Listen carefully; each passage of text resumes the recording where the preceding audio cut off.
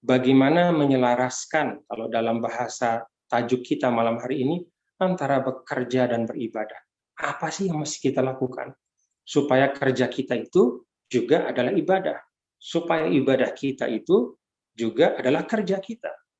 Nah, ulama menyampaikan itu ada 4 hal yang mesti, katakanlah mesti terpenuhi. Mesti kita indahkan, kita perhatikan.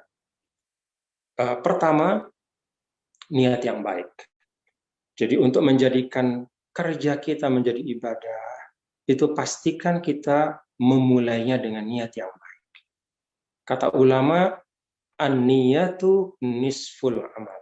Niat itu separuh dari amal. Bahkan dalam ungkapan yang lain, an-niyatu tajul amal. Niat itu mahkotanya amal. Niat itu mahkotanya amal. Jadi niat itu tidak hanya mempengaruhi kualitas amal kita, tapi juga status dari amal kita itu. Nah, karena itulah diwanti-wanti betul kita, Bapak-bapak, Ibu, ini pengingat untuk saya dan kita semua, untuk memastikan bahwa kita memulai semua yang kita lakukan, kebaikan-kebaikan, kerja-kerja kita, perkhidmatan Bapak-bapak Ibu di Bank Indonesia, itu dengan niat yang baik. Nah, dengan niat yang baik, sesuatu yang biasa-biasa itu jadi mulia. Sebaliknya juga untuk sebaliknya. Nah, karena itu Nabi mewanti-wanti, kam min amalin yutasawwaru min a'malil akhirah tasiru min a'malid dunia. Bisu ini ya. Banyak sekali perbuatan yang dipersepsikan atau yang lahiriahnya itu ritual, mulia, ya. Tapi akhirnya hanya kerja dunia saja, capeknya di dunia saja. Kenapa? Niatnya salah. Nah, sebaliknya, wa kam min amalin yutasawwar min a'malid dunia tasiru min a'malil akhirah bihusni niyah.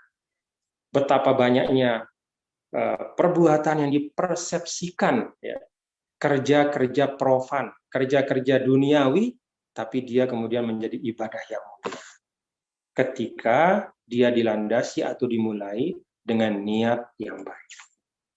Nah, jadi ini hal yang pertama untuk mengkoneksikan antara kerja kita dengan ibadah. Kerja sama dengan ibadah.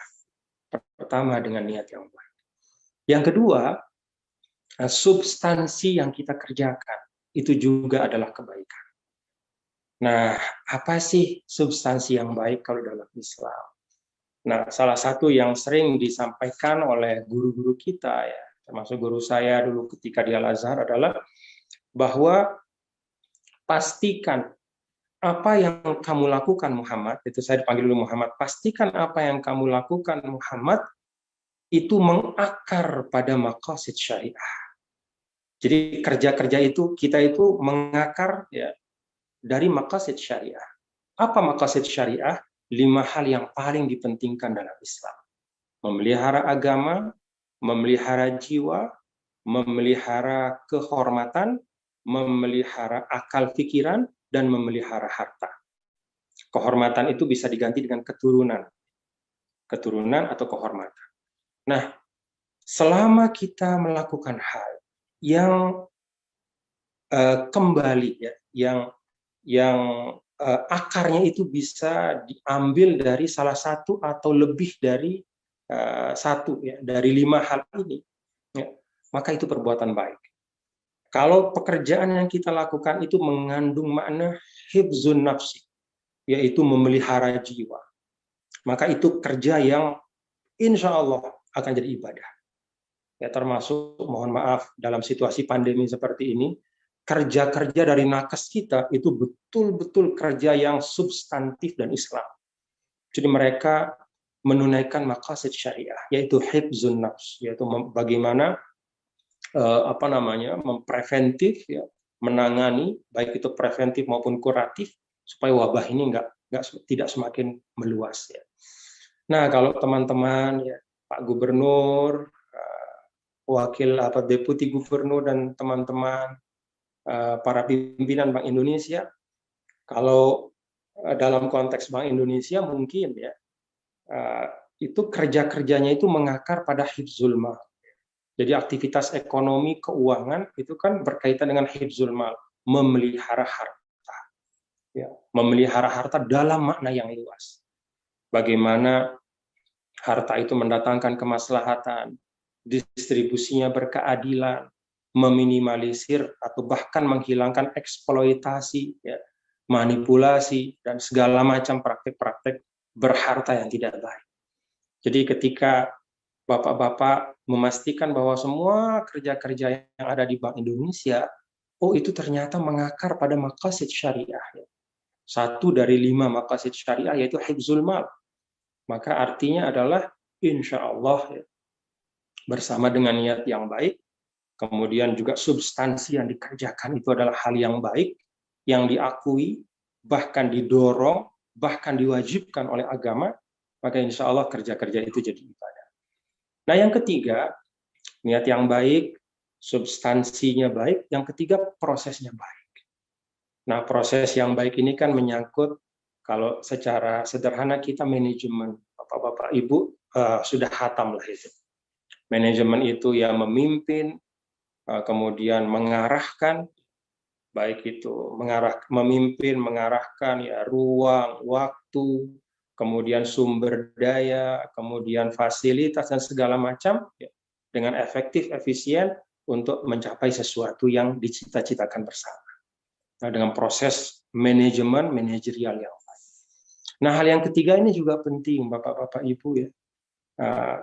Kalau kita baca misalnya sejarah bagaimana 124.000 orang yang dipimpin oleh seseorang yang bernama Muhammad ibnu Abdillah di satu semenanjung bagian dari semenanjung Arab yang seumur-umur tidak pernah memberi kontribusi peradaban yang berarti ya sepanjang sejarahnya. Hanya dagang kecil-kecilan lah saja ya, hanya menjadi pedagang-pedagang lokal atau regional. Nah, bagaimana 124 ini tiba-tiba menjadi Al-Madinatul Munawwarah. Dia menjadi mercusuar Al-Munawwarah yang artinya bercahaya, menjadi mercusuar peradaban. Kenapa? Salah satu kuncinya adalah di dalam proses. Banyak sekali kajian-kajian kalau kita baca sirah Rasulullah SAW bahwa Nabi tidak hanya berhenti pada niat yang baik, tidak hanya berhenti pada menanamkan substansi-substansi yang baik, tapi juga bagaimana mengajarkan proses yang baik. Dan proses yang baik itu kalau kita lihat Nabi sendiri yang mencontohkan. Karena itu kepemimpinan beliau itu adalah kepemimpinan yang sama sekali tidak strukturalistik ya. Kepemimpinan yang fungsional.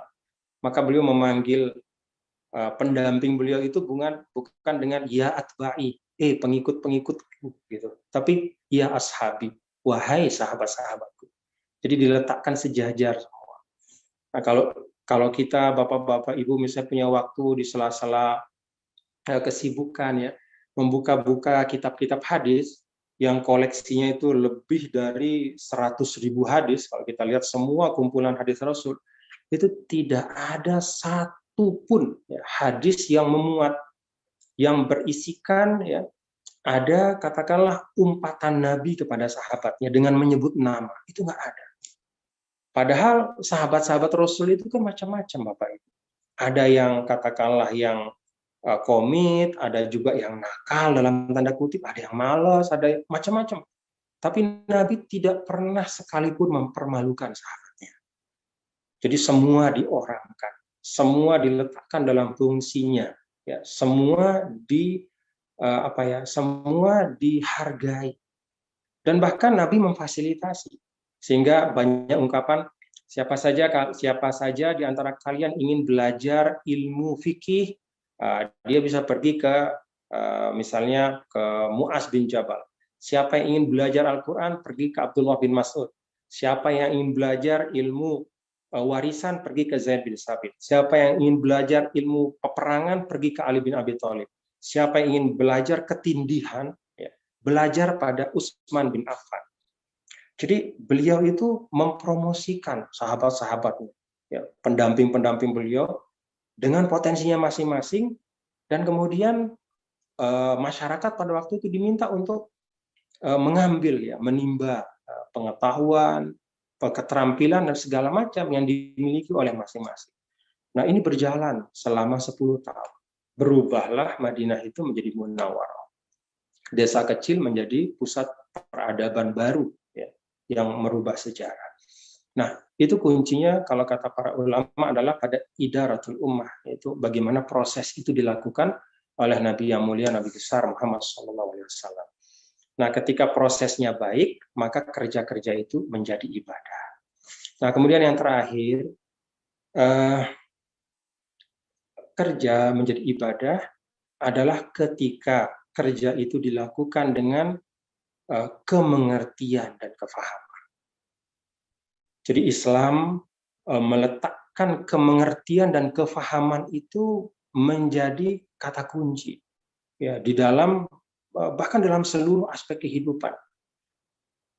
Kerja kita akan dinilai ibadah oleh Allah itu ketika kita mengerjakan dengan kemengertian. Kita paham apa yang kita kerjakan. Kita mengerti visi misinya kemana, apa sih yang ingin kita hasilkan. Outputnya apa, outcome-nya apa, kemanfaatannya apa. Bahkan kalau sekarang kan ya bapak-bapak di Bank Indonesia tentu dengan mesin-mesin yang canggih bisa mensimulasi kira-kira dampaknya ke sekian masa ke depan itu kayak apa. Jadi ada kemengertian. Ya. Nah, kemengertian ini kunci Bapak Ibu dalam Islam. Jadi kalau kita ingin kerja kita itu bernilai di sisi Allah, lakukan dengan kemengertian dan kefahaman. Bukan dengan, ya mohon maaf ya, pokoknya yang jalanin perintah gitu. Pokoknya disuruh, oh oke gitu. Ya oke, bagus ya, tapi itu tidak sempurna dalam Islam. Jadi betul-betul dari kesadaran dan kemengertian, kefahaman. Setiap gerak langkah kita harus dengan kefahaman.